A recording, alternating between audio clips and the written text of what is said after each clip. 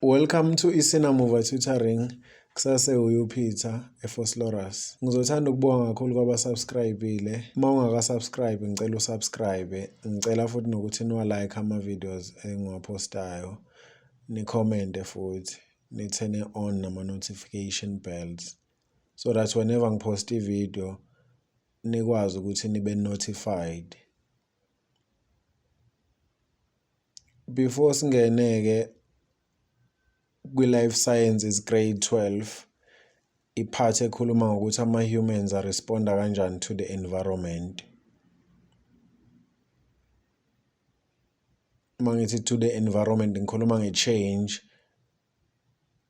kwi-environment, whatever change, kungaba yi-internal environment, kungaba yi-external environment. But before singene-ke lapho ngizothanda ukukhumbuza abantu ukuthi sinama-Zoom classes enzeka every day ntambama, i-mathematics, i-physical science, i-life sciences, grade 12. Wonke ama-Zoom classes siyawarekhoda for in case ungakwazanga ukungena ngiyaku-emailela yona i-class noma mawukuthi mhlawumbe uyayidinga nanoma ungenile futhi ngiyakwazi ukuku-emailela. Uma ufuna ukwazi kabanzi ngama-online classes ungangithinta kuyo le number esescreenini. Okunye futhi kulaba abama-Nazaretha kune-winter school ebuhleni ngeviki lokuqala lomhlangano kaJulayi. Nize-ke ngizobe ngikhona. Responding to the environment. Uma ngithi responding to the environment ngikhuluma nge-human body okumele ikwazi for its survival ikwazi ukuresponda to the environment. Kungaba yi-internal environment okusho ukuthi i-environment yangaphakathi emzimbeni womuntu, kungaba yi-external environment okuyi-environment yangaphandle. So umzimba kumele ukwazi ukuresponda to whatever change eyenzakalayo. Kungaba ukuthi mhlambe umzimba uresponda ngendlela yokuthi umaintaina into okuthiwa i-homeostasis. I-homeostasis ibalance emzimbeni noma ibalance eyintweni ezithize emzimbeni. Njengokuthi ibalance kwi-body temperature, i-homeostasis leyo nto leyo ukuthi umzimba uyibalansa kanjani i-temperature yayo. Ungathola ukuthi mayise usushisa kakhulu umzimba wakho noma usubanda kakhulu, kumele ube ku-certain level of i-temperature. So leyo nto leyo i-homeostasis. So umzimba uresponda kanjani ke? Let's say i-temperature emzimbeni iya-increase. Umzimba uzozama ukwenza njani? Ukuyi-decrease so that sizobuyela kwi-normal level. I hope niyayithola leyo nto leyo. Indlela oresponda ngayo ke to the internal change okungaba i-body temperature. Kanjalo mhlambe ne-sugar level emzimbeni kuyenzeka ukuthi unoshukela umuntu ukuphakama kakhulu ushukela wakhe kumele bewehlise, uphakama uwehla kakhulu kumele ukhuphule. Umzimba uyakwazi ukuzenzela leyo nto leyo ngayo lento engiyibiza nge-homeostasis. Ukuthi mawukuthi i-sugar level irisile umzimba uzozama ukuyehlisa, mawukuthi i-decreasile izozama ukuyi-increase i-sugar level. Nanoma ngabe i-salt-ke emzimbeni, nanoma ngabe amanzi emzimbeni, nanoma ngabe yini. I hope niyayithola leyo nto leyo. Leyo i-response to the internal environment.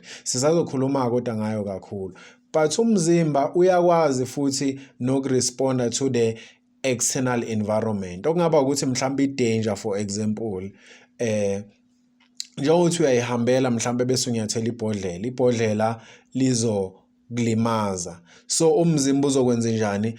Uzogcina ulisusile inyawo lapho kunebhodlela khona so that ungeze ukulimala ukuqhubeka. I hope niyayithola leyo nto leyo. So umzimba, that's why kumele ukwazi ukuresponda. Ufuna ukuresponda so that uzoba protected from whatever danger, either internal danger or external. Okunye-ke ukuthi umzimba uzokwazi ukufunctiona ngendlela e-efficient. Okuwukuthi ufunctiona nje to its maximum potential. Umzimba kunama-system-ke owaphuthe in place azokwazi ukulwa na whatever change noma na whatever danger. Njengoba wazi nawe mangathiwa mhlambe let's say for example ikhampani kumele ibe nama-system ezowaphutha in place to fight whatever engaba i-danger to whatever ekhampanini, njengokuthi mhlambe ine-security system leyo efighter nani nobugebengu mhlambe kungahle benzeke ebhizinisini. Nomzimba-ke nawo unawo ama-systems wawo. Khona i-system ebizwa O2 kahle kahle, let's say O2 lama-systems lawo abizwa nge-human nervous system lawa engizokhuluma ngawo mhlambe noma engizokhuluma nga-one of wona. Khona okuthiwa ku-human nervous system sikhuluma nge-system okuthiwa i-central nervous system, bese sikhuluma futhi ngenye i-system okuthiwa i-peripheral nervous system. Peripheral nervous system. Yiwo kama-systems-ke lawa esizokhuluma ngawo kakhulu ukuthi okay, umzimba uresponda to whatever change through i-central nervous system. Umzimba uresponda to whatever change through i-peripheral nervous system. But-ke ngizofocusa kakhulu kwi-central nervous system. But before size singeneke kuma nervous systems noma kwi-central nervous system, ngizothanda ukuthi sibheke nayi le flow diagram okuwukuthi yiyo mhlambe umzimba oyisebenzisayo ukuthi ugcine urespondile to whatever change. Khona into okuthiwa ngizoyenza ibe simplified-ke, ngisazoya in detail kodwa kuyo mase siqhubeka. Khona into okuthiwa i-stimulus. I-stimulus-ke is the detectable change. Kusho ukuthi whatever engenza ukuthi umzimba ugcine ushintshile noma urespondile siyibiza nge-stimulus mangayibeka mhlambe kanjalo. For example, let's say usuyashiselwa kakhulu noma umzimba wakhe i-temperature isirise kakhulu. Njengoba isirise kakhulu, umzimba uzozama ukwenza njani? Ukuyi-decrease i-temperature so that izobuyela ku-level yayo. So umzimba urespondile by decreasing i-temperature. Kusho ukuthi-ke i-stimulus in this case i-temperature noma ukurise kwe-temperature, body temperature. Enye into mhlambe singathi stimulus into mhlambe njengokuthi ubeka isandla emlilweni bese umlilo uyakushisa bese ugcina uyasusa isandla. Ukususa isandla kwakhe emlilweni ukuresponda komzimba wakho. Uresponde ngobani? Because of loya mlilo loya ade ukushisa. Kusho ukuthi umlilo in that case yini? I-stimulus. Bese kuba khona into okuthiwa i-receptor. Khona into okuthiwa i-receptor. Igama-ke lithi receptor uyalibona lisuka from igama elithi receive. So i-receptor-ke yona ama-structures asemzimbeni a-receiver i-stimulus bese yasiconverter to an impulse. Ngisazokhuluma kodwa ngayo kakhulu leyo nto leyo. So kusho ukuthi emzimbeni njengokuthi mawukuthi ubeka mhlambe isandla emlilweni, la esandleni kunezinto okuthiwa ama-receptor lawa azo-receiver umlilo. But umlilo ngeke uze utravele throughout umzimba wakho bese ugcina wena uyasusa isandla. Into ezotravela into okuthiwa ama-impulse. So umsebenzi we-receptor ukureceiver i-stimulus bese uyasiconverter uyisenze ama-electrical impulse mhlambe mangaba specific. And then ama-electrical impulse yiwo-ke lawa azoba sent to i-system. I-system yezo decide ukuthi okay, ngale nkinga-ke le ewumlilo senze njani ngayo lo mlilo lo oshisa isandla. So lana kusho ukuthi sinani? Sine-central nervous system. I-central nervous system yiyo-ke ezodecide ukuthi okay, le change le eyenzakalayo kahle kahle kuzomele siresponde kanjani kuyo.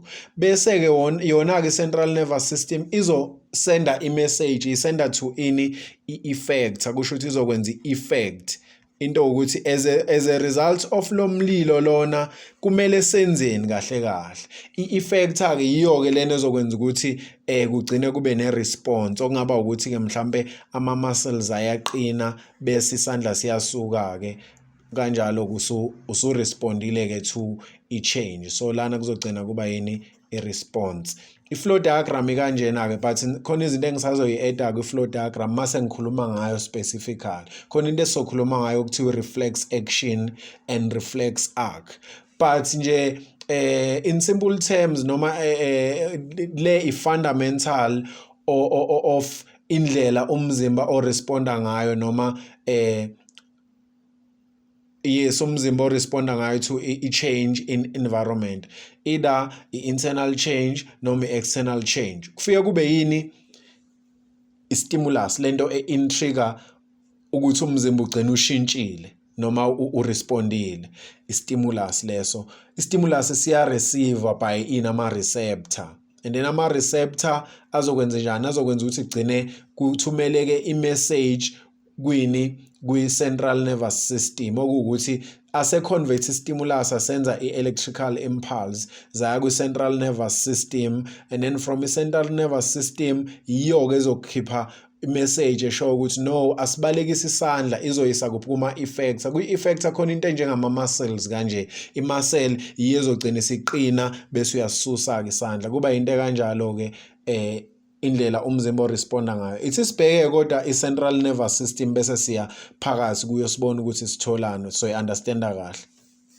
Okay, siyavumelana ukuthi sithi thina umzimba ukuze ukwazi ukuresponda to whatever change, either i-internal change noma i-external change, unama-systems umzimba owasebenzisayo ukuthi ukwazi ukuresponda accordingly.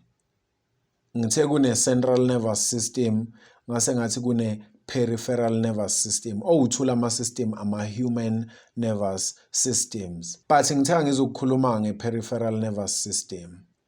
Ngithe ngizokhuluma nge-central nervous system. I-central nervous system-ke ikhandwe into okuthiwa i-brain, ingqondo, i-brain. Usuyabona-ke isiyayenza isense manje ukuthi okay, kufanele kube ukuthi i-brain iba involved ekutheni sigcine si-respondile, let's say ushiswa umlilo. Ma ushiswa umlilo obvious unengqondo uyakwazi ukuthi hawu lo mlilo uyashisa bese uyakwazi ukuthi ucabanga ukuthi okay, ngiyasisusa-ke isandla manje ngoba mangingasisusi ngizosha ngilimale. Kanjalo nanoma ugxoba ibhodlela uyazi ukuthi hayi ngeke liyangilimaza phela, ithi ngicabange ukuthi okay, ngiyasisusa manje isandla. So umsebenzi wayo-ke ingqondo ukuthi ikuthathisa ama-decisions kahle kahle. And then kube khona futhi i-spinal cord. I-spinal cord naso futhi sifoma i-part of i-central nervous system, spinal cord.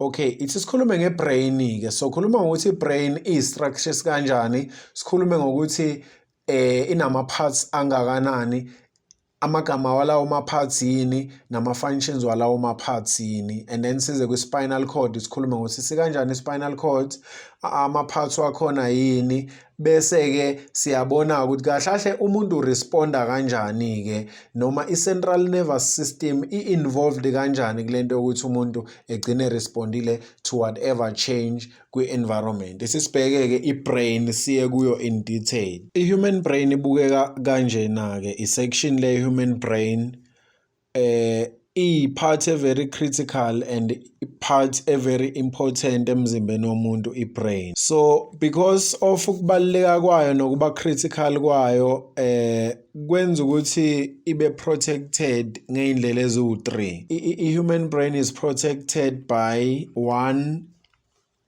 cranium. Ngizokubonisa ukuthi yini cranium. Amathambo kodwa akwi-skull kahle kahle. Mawukuthi uyasazi i-skull, amathambo akwi-skull la ekhanda la ongathi mawuyishaya ikhanda uwezwe, abizwa ngama-cranium. And then enye into futhi eprotecte i-brain, ama-membrane awu-3 abizwa ngama-meninges. Meninges. AS3 into eprotecte i-brain is cerebrospinal fluid. i-fluid ekhona from i-part okuthiwa i-cerebrum, i-part of i-brain okuthiwa i-cerebrum, ihamba iziyofika kwi-spinal cord, yikho bethi i-cerebrospinal fluid. Yizo-ke izinto eziwu-3 eyi-protect i-brain le, because iyinto ebaluleke kakhulu i-brain kuzomele ibe protected because inama-tissues athi uma ebe damaged engakwazi ukuyi-replace wona. So ngaleyo ndlela-ke kuzomele ibe protected ngendlela efanele, okuwukuthi cranium, amathambo la engikhuluma ngawo, meninges, ama-membrane awu-3, and then cerebrospinal fluid, i-fluid ekuyo i-brain. Yizo-ke izinto eziwu-3 lezi eyi-protect i-brain. Mhlawumbe mangakubonisa zona angazi noma uzokwazi ukuyibona kahle. Njengoba ngithe ziwu-3 izinto eyi-protect i-brain noma i-protected in 3 ways, okuwukuthi cranium, meninges and cerebrospinal fluid. I-cranium-ke yiwo lamathambo lawa asekhanda, okuwukuthi sithi iskali, yiwo lawo abizwa ngama-cranium. And then ama-meninges, angazi noma uyayibona le part le ye-brain ishine, ingazuthi iyacwebezela kancane, ingazuthi inento esa-fluid kanje mangayibeka mhlambe ngaleyo ndlela leyo, but akuyona i-fluid, i-membrane. Iyo-ke i-membrane noma ama-layers awu-3 akhona laphana wama-membrane abizwa ngama-meninges, lawo ma-membrane lawo. Kubalulekile ukuthi wazi ukuthi i-brain is also protected by ama-meninges.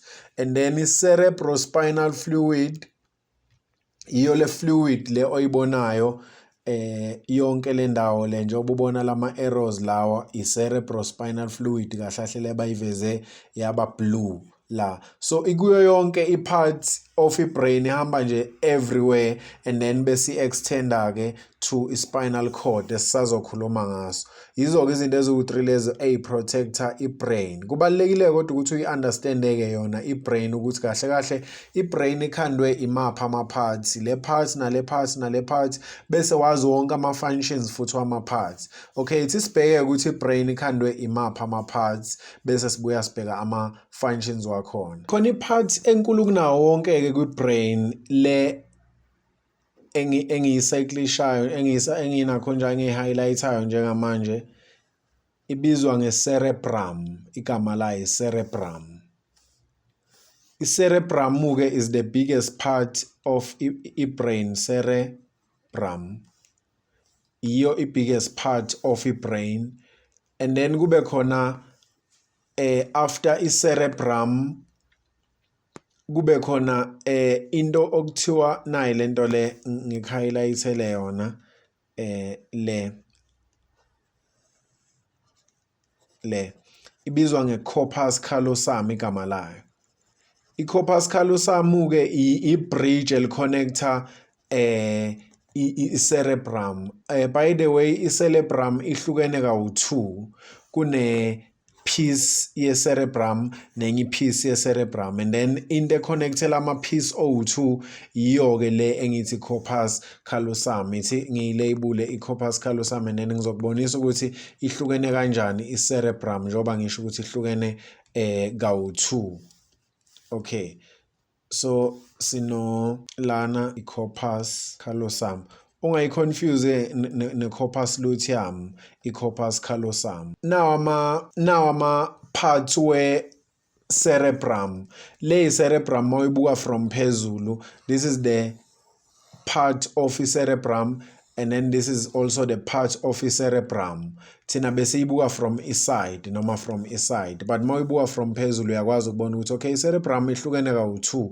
So kusho ukuthi i-corpus callosum la ihlanganise la kodwa ingaphansi kayiveli-ke kule diagram lena, but i-cerebrum, remember i-cerebrum ihlukene kawu-2. Khona i-left hemisphere okuyile, khona i-right hemisphere okuyile. Into ebalulekile okumele uyazi ukuthi i-left hemisphere icontrola the right side of umzimba wakho, and then i-right hemisphere icontrola the left side of your body. Iyaphambana, so u-left ucontrol u-right, u-right ucontrol u-left. Kubalulekile-ke nalokho ukuthi ukwazi ukuthi ihlukene kawu-2 i-cerebrum okokuqala i-biggest part of i-brain, okwesithu ihlukene kawu-2 into ama-hemispheres. Hemisphere yokuqala i-left hemisphere bese kuba i-right hemisphere. I-left hemisphere icontrola i-right side of i-body, i-right hemisphere icontrola i-left side of i-body. Kubaluleke kakhulu ukuthi ukwazi lokho. Bese siyaqhubeka-ke si-labela i-human brain.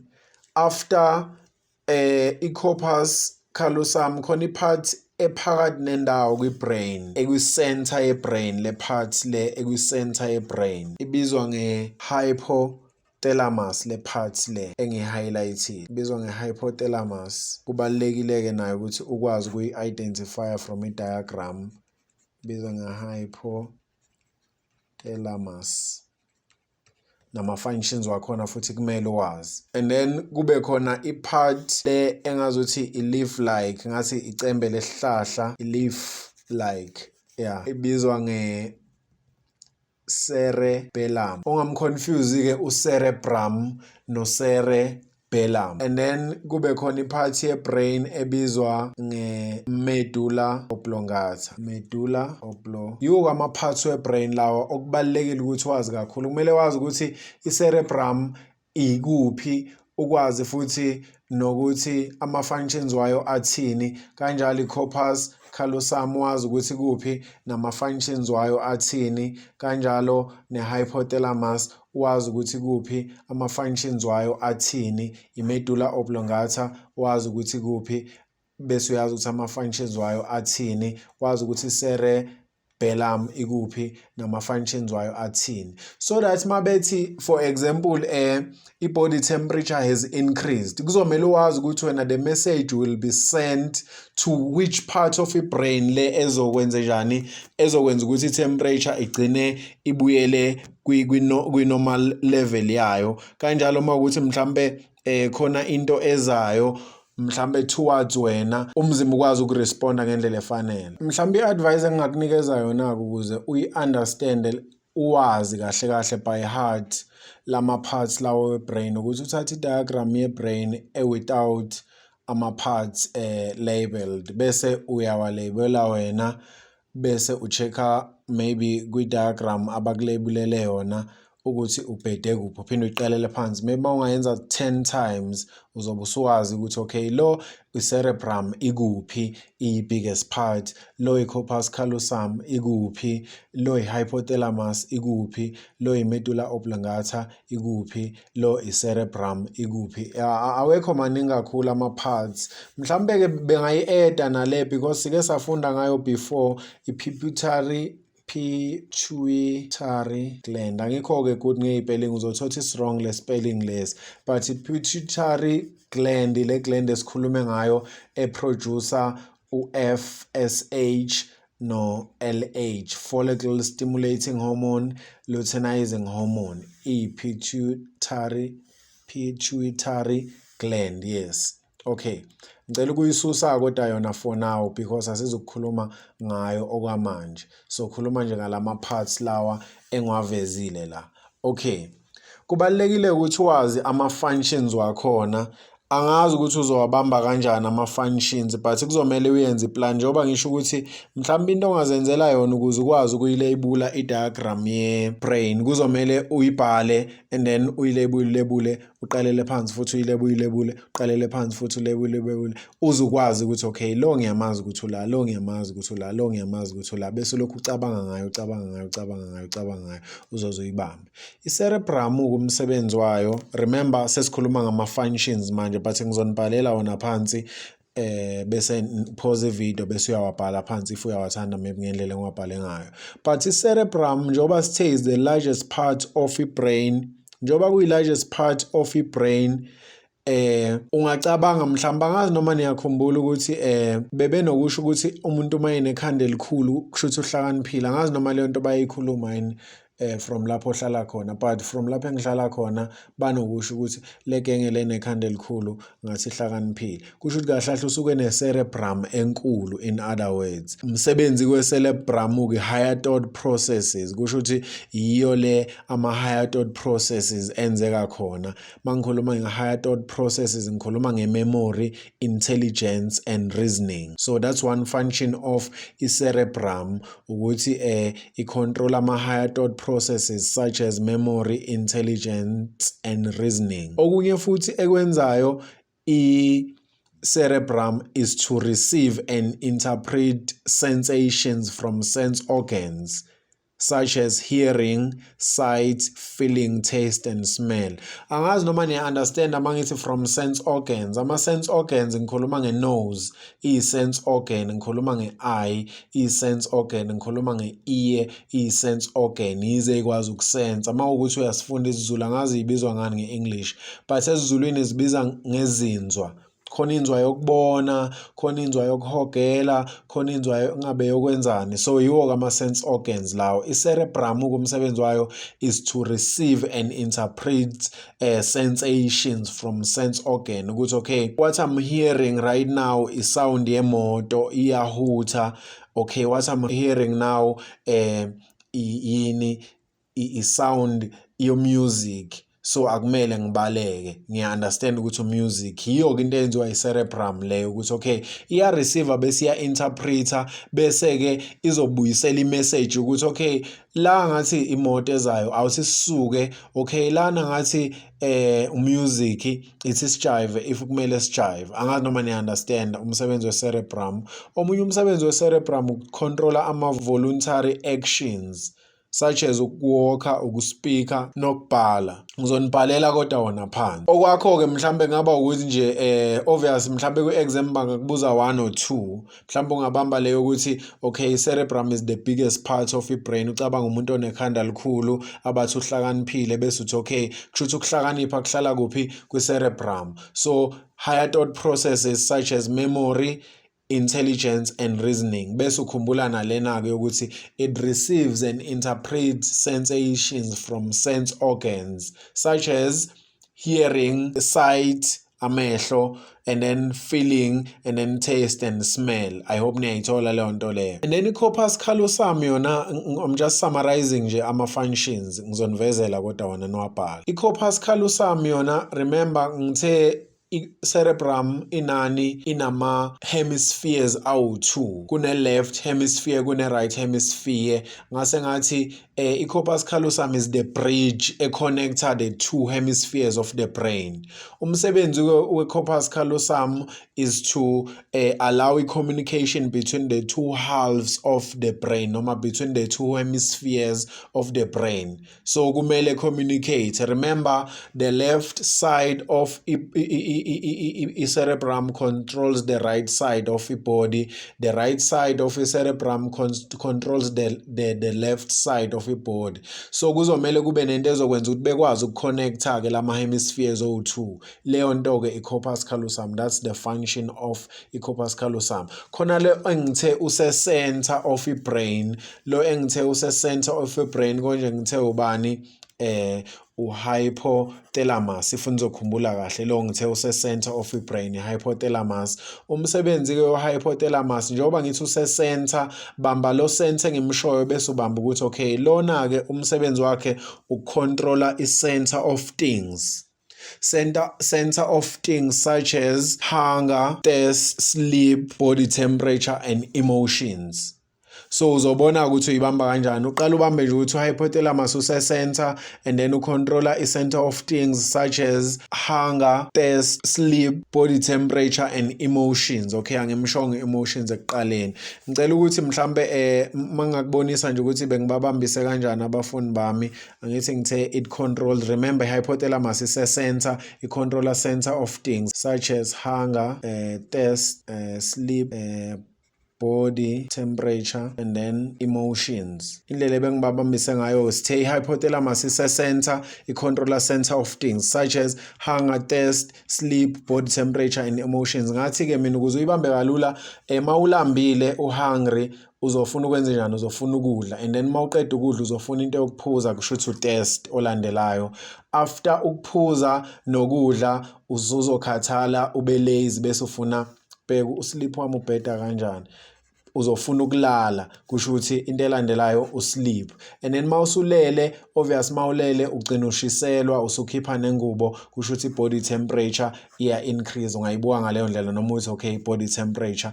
And then mawukuthi ulalile uzovuka usucobekile, kusho ukuthi awusekho semudini, ama emotions lawo. Bengibabambise kanjalo kwabafundi bami. Mawukuthi mhlambe iyakusebenzela ungayibamba ngaleyo ndlela leyo. And then kube yini i-cerebellum. I-cerebellum nje bamba ukuthi idila namathambo.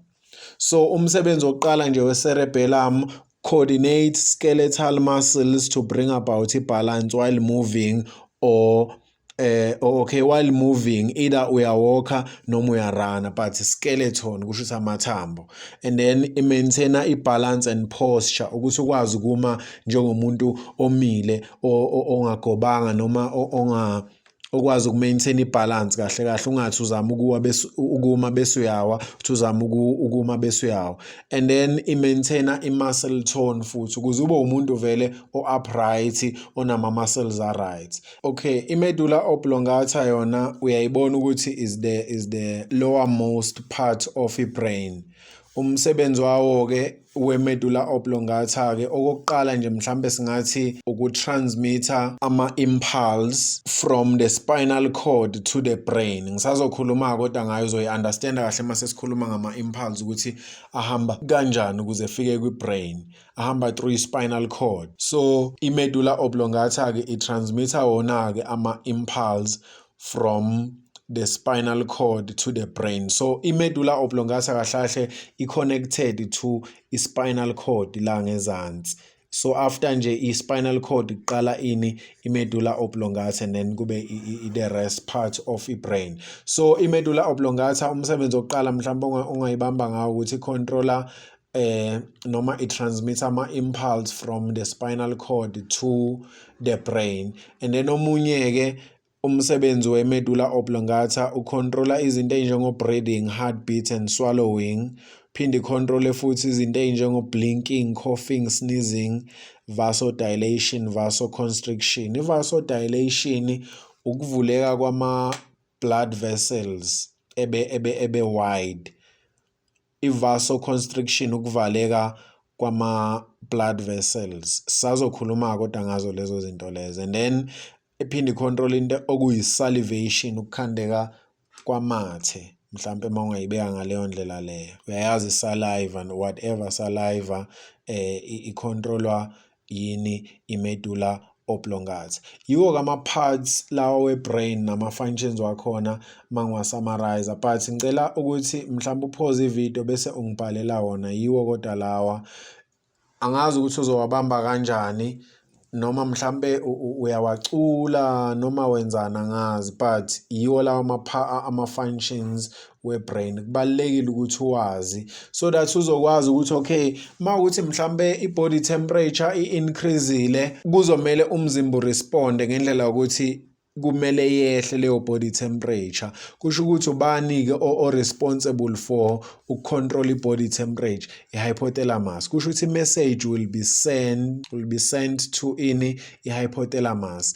Iyo ezokwazi ukuthi okay, i-body temperature ngicabanga ukuthi sekumele seyi-increase manje noma kumele seyi-decrease. Kanjalo if a person mhlambe uyalimala, for example, mhlambe ulinyazwa i-fire, kusho ukuthi kuzomele i-message ibe sent to i-cerebrum, because i-cerebrum iyo e-receiver and interprets ama-sensations. And then-ke uzogcina umuntu enze njani-ke, esusa isandla so that ezongalimali. Ziningi-ke izinto ongakwazi ukuyinakhunja la, njengokuthi mhlawumbe mabethi umuntu udakwe utshwala, why manje uma edakwe utshwala engakwazi ukuhamba kahle, lowo muntu lowo kusho ukuthi utshwala mawuphuza kahle kahle bu-affecta which part of i-brain. Usunga-check-a ukuthi mhlambe iyiphi part of i-brain yenza ukuthi umuntu ekwazi ukubhalansa kahle.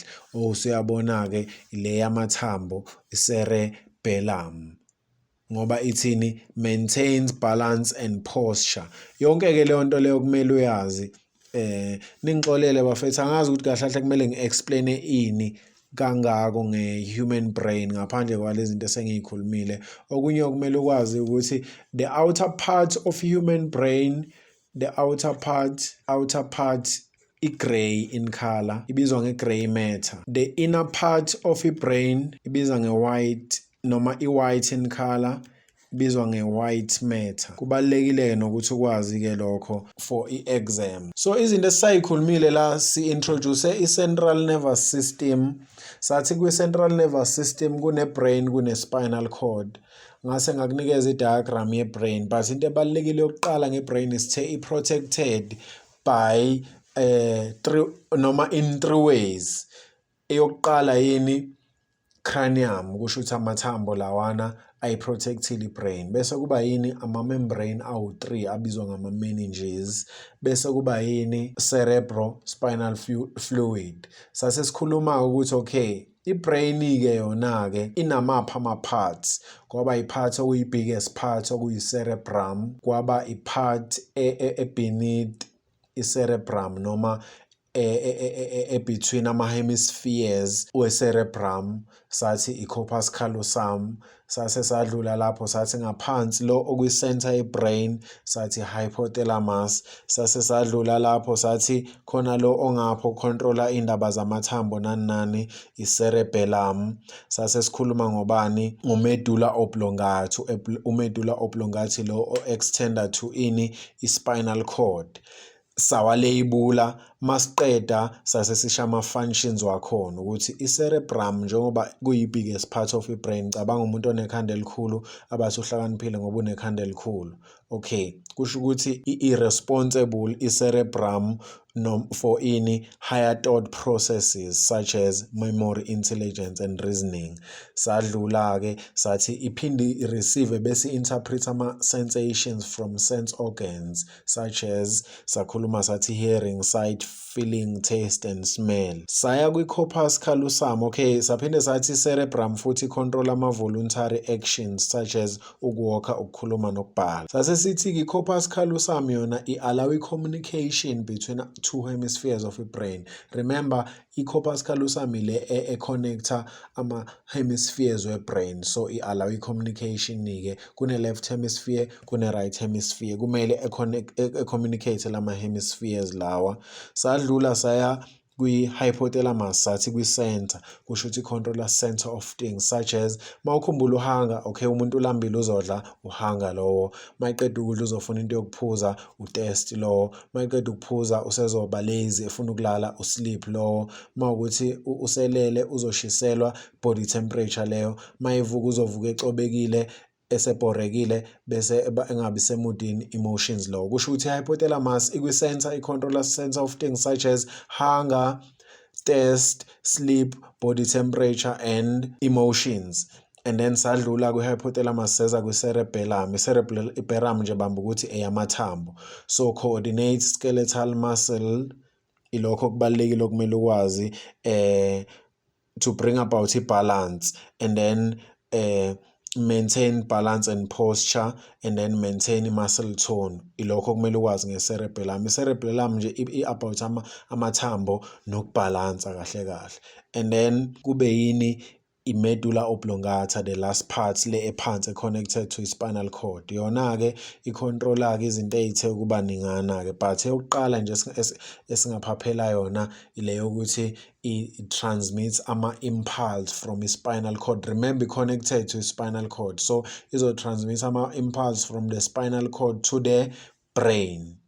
Ilokho nje okumele ukwazi ngalama parts lawo. Kahle nanoma ungabamba 1 for now and then mase uqhubeka-ke usungawabamba lawa amanye.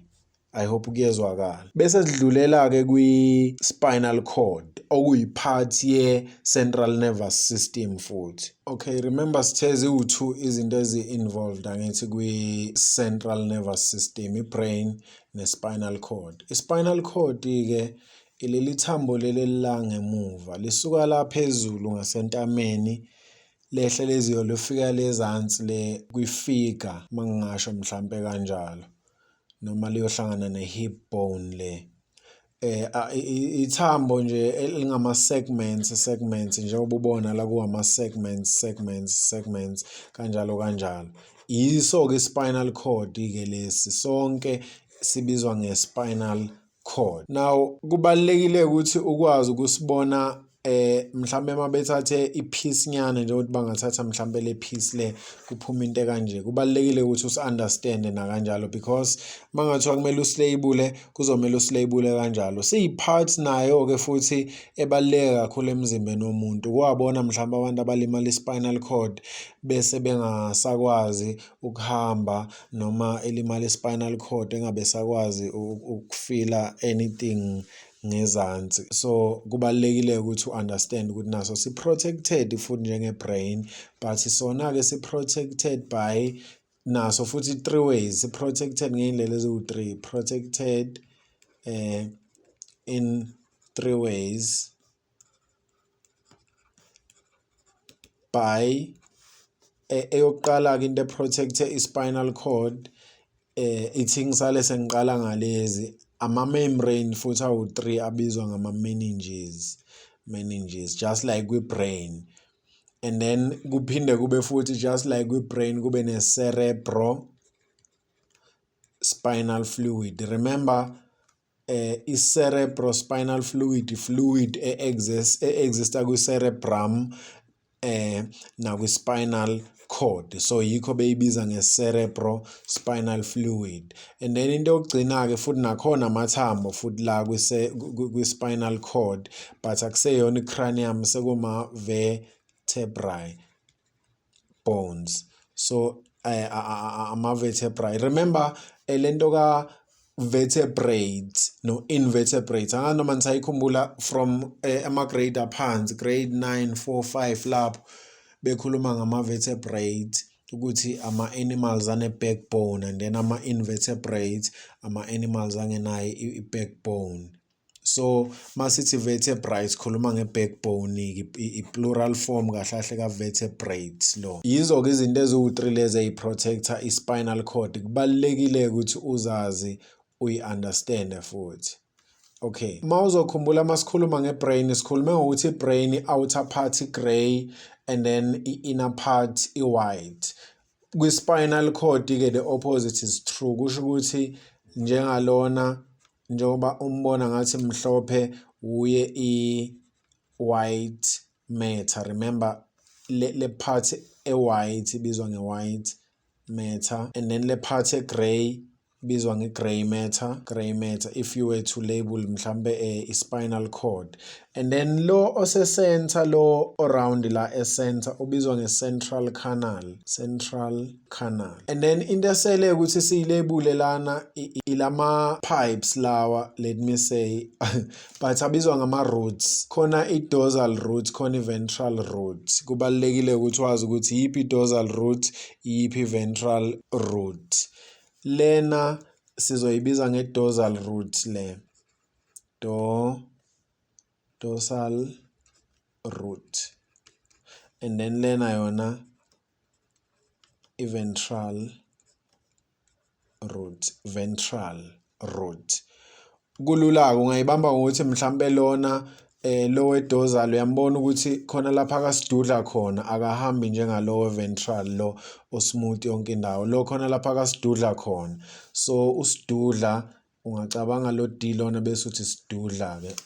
Kusho ukuthi ududla. So isidudla kahle. Lo D lona umele ukuthi this thing isidudla. I hope niyayithola mhlawumbe ungayibamba kanjalo if unokuconfuse ukuthi ubani i-dorsal root ubani i-ventral root. Dorsal root lo D okasidudla, so lo osidudla lana ubizwa nge-dorsal root, lo ngekho sidudla-ke useyi-ventral. And then lana-ke i-spinal nerve lesi, i-spinal nerve.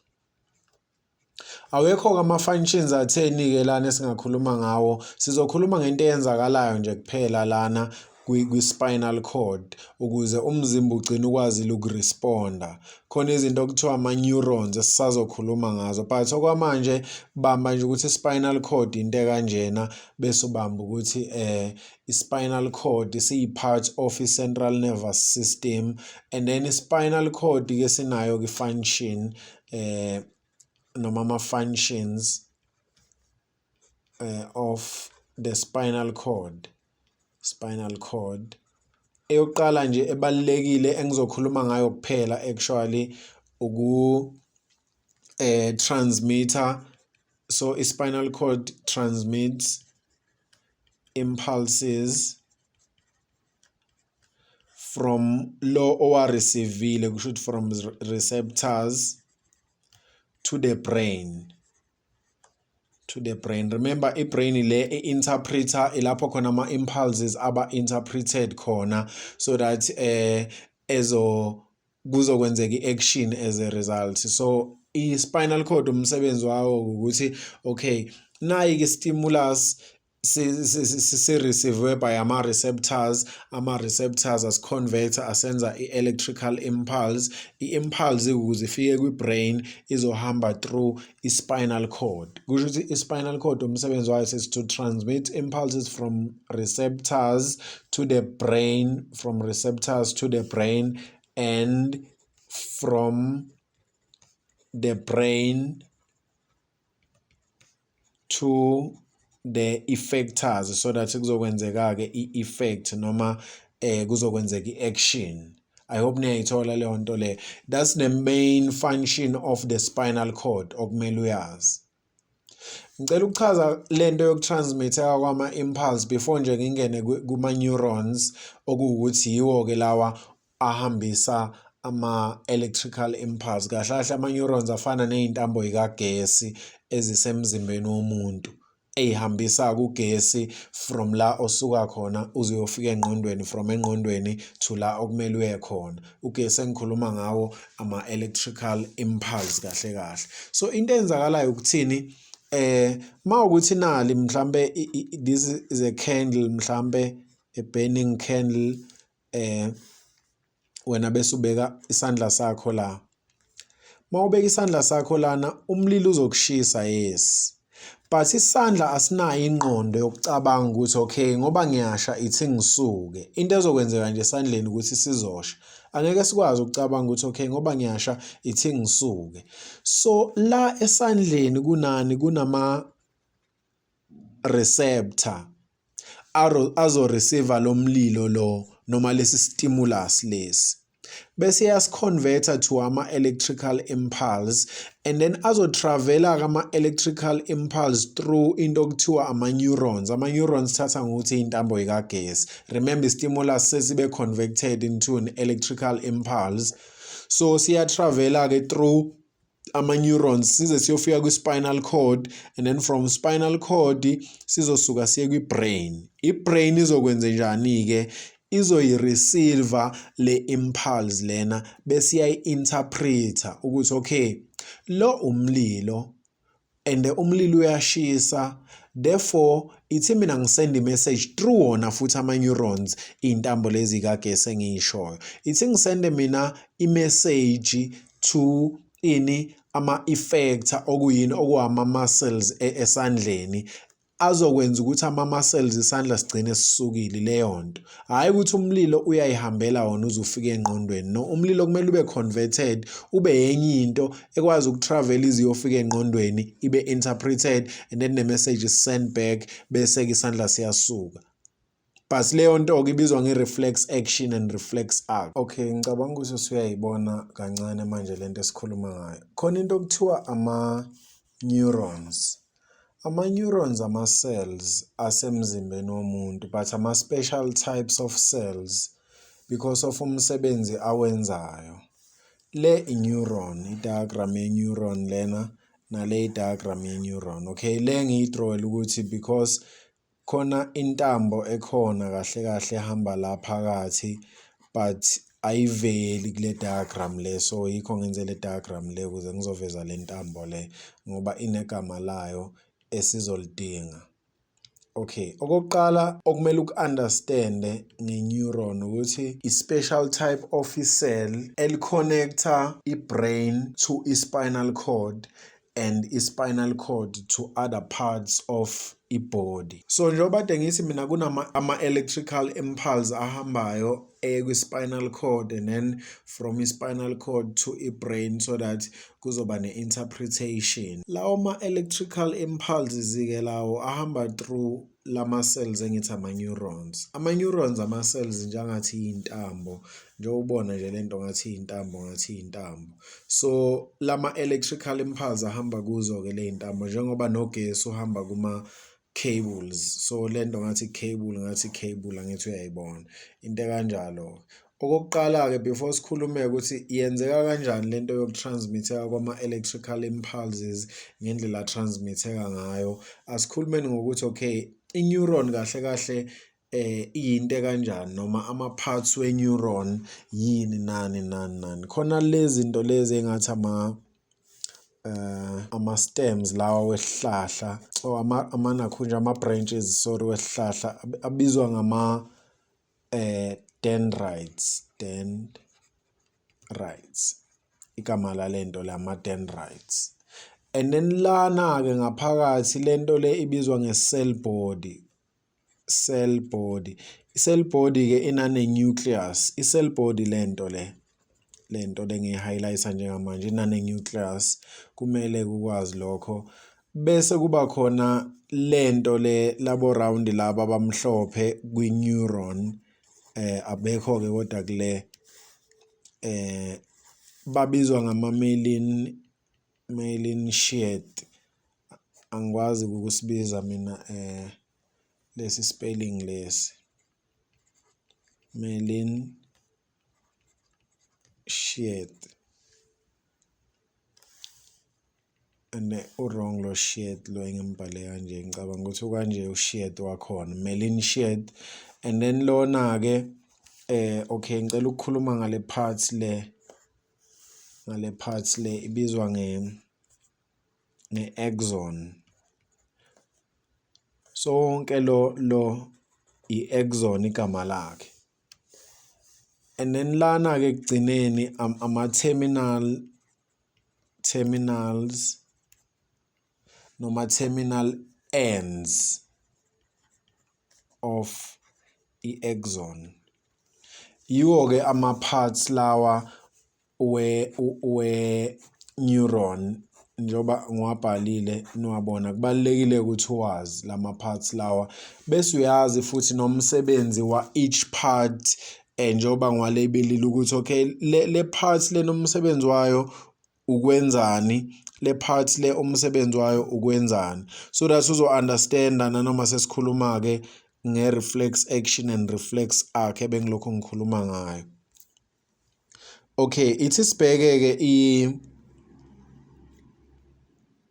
i-dendrites ukuthi umsebenzi we-dendrites kahle kahle yini.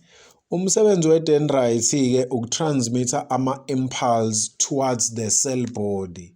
Angazi noma uyayibona ukuthi i-dendrites ukuthi ikuphi. Angithi uyabona na i-dendrites lana. Na i-dendrites iyo yonke le dendrites and then i-cell body nayo iphakathi la. So ama-electrical impulse ayatransmitheka-ke egcine eza towards i-cell body and then from i-cell body kangene kwi-axon. Remember nayi i-cell body nayi i-axon. So ama-dendrites kumsebenzi wawo ukutransmitha nje ama-impulse towards the cell body so that from the cell body ezohamba-ke through i-axon and then ezefike kuma-terminals lana emove on to wherever lapha yakhona. And then umsebenzi we-cell body is to control the metabolism of inakhunja i-cell noma mhlambe-ke ngithi i-neuron. And then kube khona i-axon. I-axon iyo yonke lento le. I-axon umsebenzi wayo ukutransmisa ama-impulse away from i-cell body. Ilula-ke lento ama-functions. Kunama-dendrites phezulu a-transmit ama-impulse towards the cell body. Cell body control metabolism of the cell. And then i-axon yona now that ama-impulse asebe transmitted towards i-cell body by ama-dendrites. Ama-impulse asezoba transmitted futhi away from i-cell body by i-axon. Umsebenzi we-axon ilowo nje kuphela. And then i-myelin sheath yona-ke umsebenzi wayo-ke i-insulator ama-axon. Kusho ukuthi ngiyacabanga uyazi ukuthi yini uku-insulator. I-insulator ama-axon so that kuzospida pheka i-transmission of impulses. So umsebenzi we-axon ukuspeed up i-transmission of umsebenzi we-myelin sheath ukuspeed up i-transmission of impulses. Remember ama-impulses ahamba la phakathi kwi-axon. So i-myelin sheath kumsebenzi wawo ukuspeed up leyo process leyo ukuthi yenzeke fast esheshe hambe ama-impulses. And then i-myelin sheath futhi ke ine-membrane yona, ine-membrane la ngaphandle. Membrane niyakhumbula ngithi ukuthi yini membrane. Ine-membrane la ngaphandle. Umsebenzi waleyo membrane ke ukuhelpa ukurepair a damaged neuron. Igama laleyo membrane neurulema. Igama libe kanjalo. Ileyo nto nje kuphela kumele uyazi ke ngokulabela nama functions futhi wama parts we-neuron. So sine-dendrites, umsebenzi wayo transmit ama-impulse towards the cell body, and then cell body umsebenzi wayo kwenzani, control the metabolism of the cell. And then kube i-axon, i-axon ukutransmit ama-impulse away from i-cell body. And then kube i-myelin sheath, umsebenzi wayo ke ukwenza njani, ukuspeed up i-transmission of ama-impulse. Iphinde ibe nani ne-membrane ebizwa nge-neurulema, which helps to repair damaged neurons. I hope kuyezwakala. Ama-neurons ke kunama-types wama-neurons. Kuna 3 types of ama-neurons. Khona i-neuron ebizwa nge-sensory neuron. Ngisazokhuluma ku-understand ukuthi why kuthiwa i-sensory neuron, but khona i-neuron abathi i-sensory neuron. So sine-sensory neuron, khona i-neuron okuthiwa i-interneuron, sine-interneuron, khona i-neuron ebizwa nge-motor neuron, sine-motor neuron. Yiwo ama-types wama-neuron. Ngithi sikhulume ukuthi uyibona kanjani ukuthi le i-sensory neuron, uyibona kanjani le ukuthi i-interneuron, uyibona kanjani le ukuthi i-motor neuron. Bese siyaqhubeka-ke siya kwi-reflex action and reflex arc.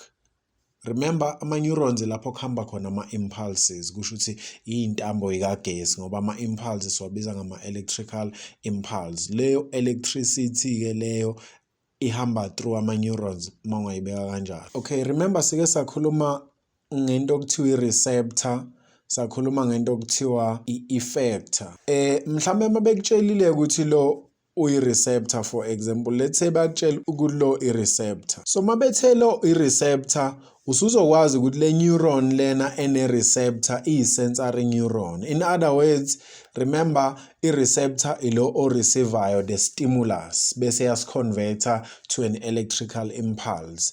Bese-ke kuzomele-ke isenseke leyo electrical impulse so that izokwazi ukuhambiseka to the central nervous system. So kune-neuron-ke esensa ukuthi kune-stimulus esesikhona, awuthi ngisithatha ngisihambise kwi-central nervous system, ibizwa nge-sensory-ke neuron. After the stimulus has been received, sizosenswa ile sensory neuron bese sibe transmitted ke ngale direction engiyivezile lana to the central nervous system. Another thing ongakwazi ukubona ngayo futhi ukuthi le neuron lena iyi-sensory neuron, uzobona ngokuthi i-cell body ibe phakathi nendawo. Njengoba ubona la i-cell body ukuthi kuphi, uyayibona ukuthi i-cell body ila.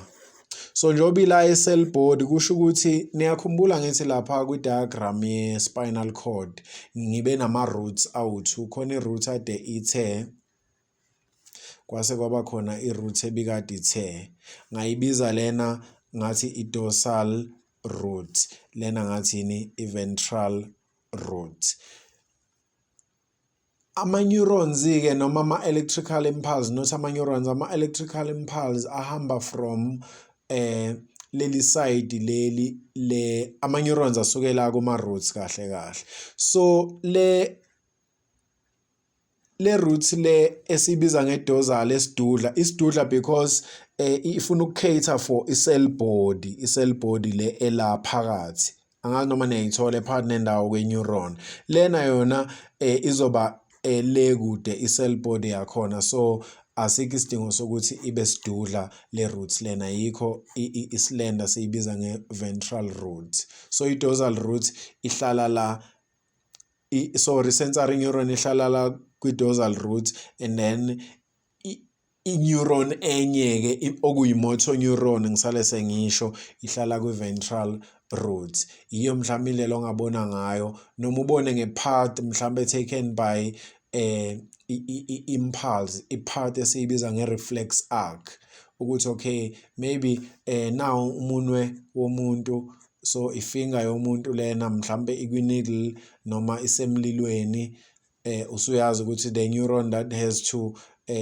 come after isandla is the sensor ezokwazi ukusensa whatever that has been converted to electrical impulse.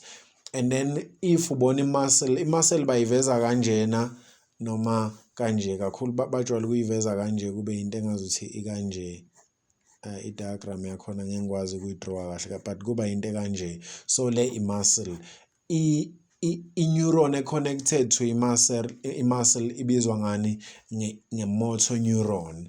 And then masingakhuluma nge-interneuron, i-interneuron le ekwi-spinal cord. Lapha phakathi kwi-spinal cord kune-interneuron. I-interneuron iyenza ukuthi these two neurons bekwazi ukukconnecta, so i-connecta ama-neurons owu-2 njengoba kuyi-interneuron. Yona-ke kwi-spinal cord straight laba bona ba-extender from ngaphandle befike beze la nalowo extender from ngaphandle. So this is sensory, let's say kuzoba i-inter and then kube i-motor.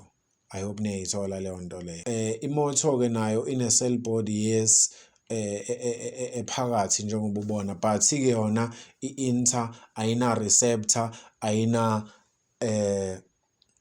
effector, ayina receptor, ayina effector, ikanje ubona kanjalo ukuthi oh this is an interneuron. And then i-motor neuron uyibona ngani ngokuthi ibe ne-muscle noma i-effector lona ebe nani ne-receptor. I hope niyayithola leyo nto leyo. Ama-muscles ama-neurons-ke awahlangani ukuthi mhlambe i-electrical impulse izohamba mhlambe from lana okay ithi ngikwenzele la i-neuron, remember into engaba kanjena,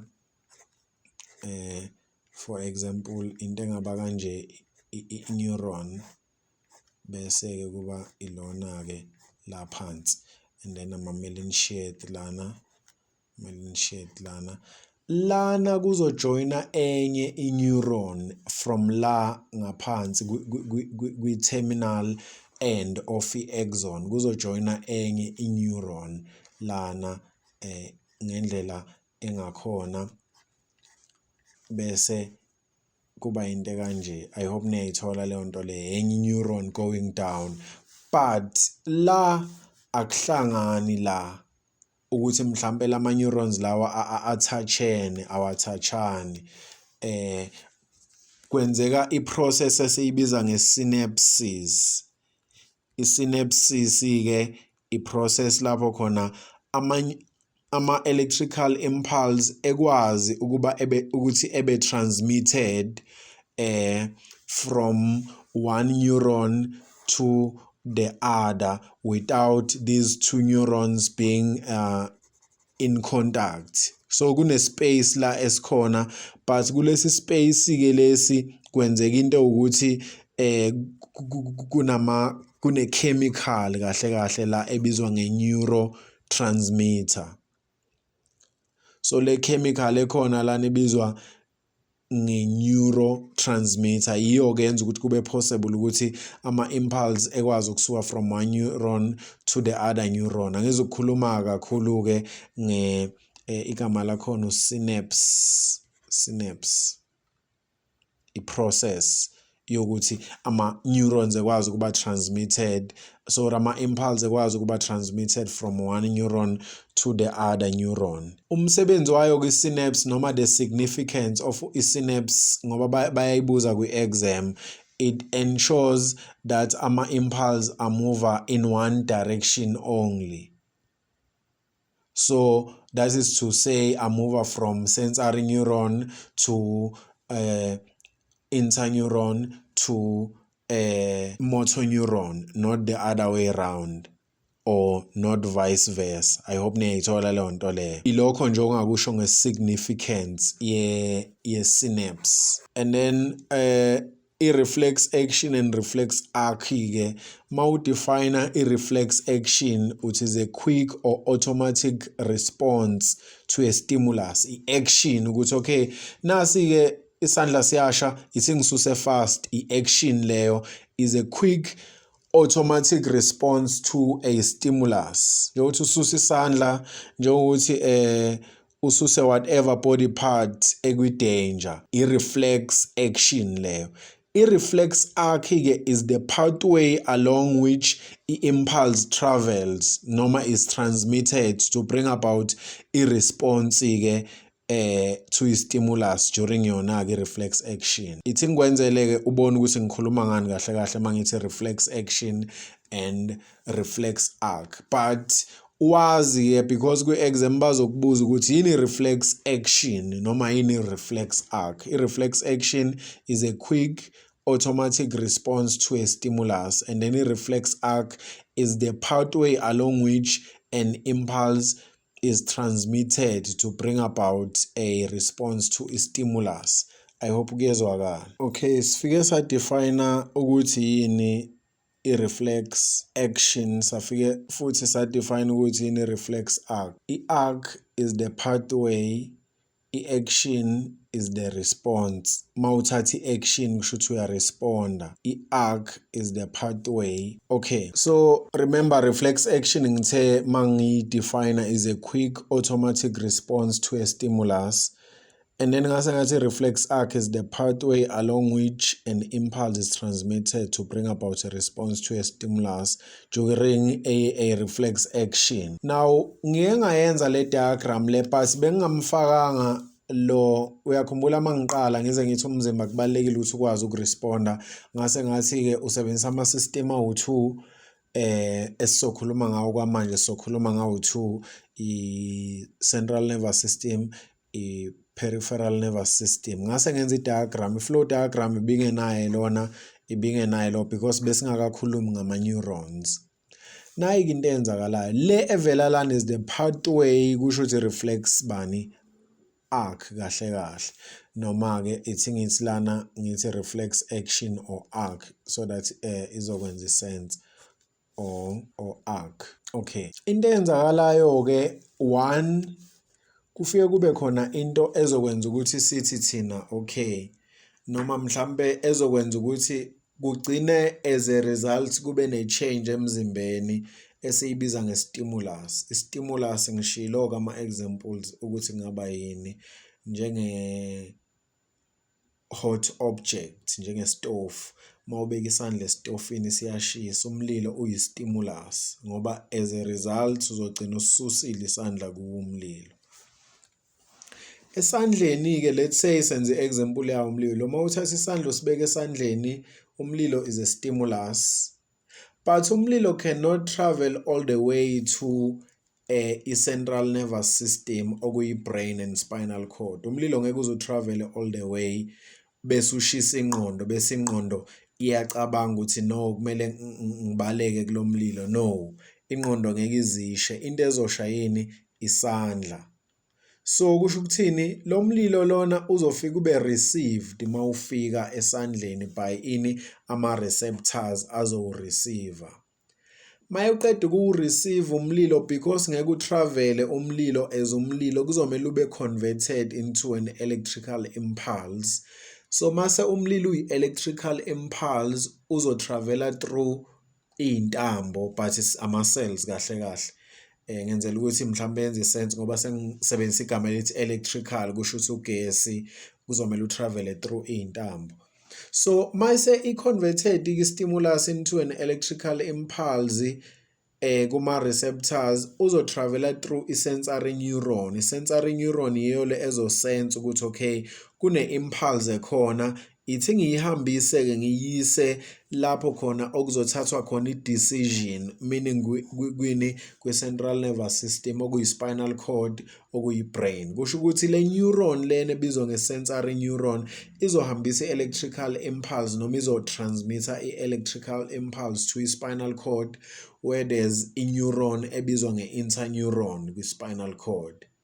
And then from there izosuka iye kuphi kwi-brain, from i-spinal cord ya kwi-brain, where it will be interpreted, received and interpreted to say okay umlilo lo kubuzomela senze njani sisisuse isandla ngoba umlilo uyashisana.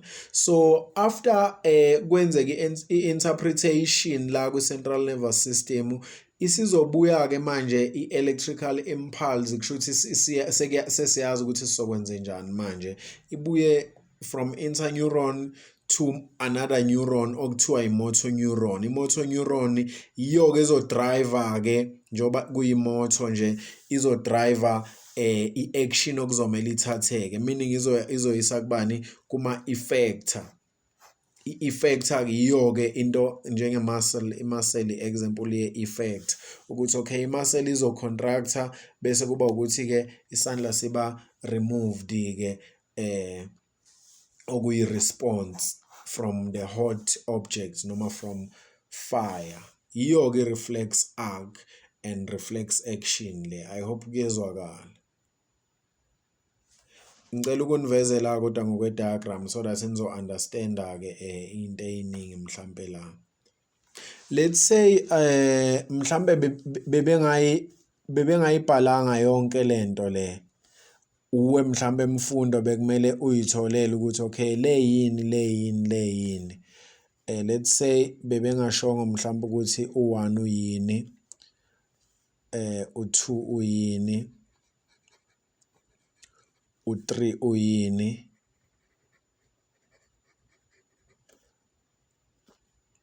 nalo uyini. Bengakutshelanga lutho kahle. Ufuna wena ukunakhunja ukubabonisa mhlawumbe ukuthi uya understand kahle ukuthi kuhambani. Okay. Nayi i-diagram yethu ke without izinto eziningi mhlawumbe singayi-understanda.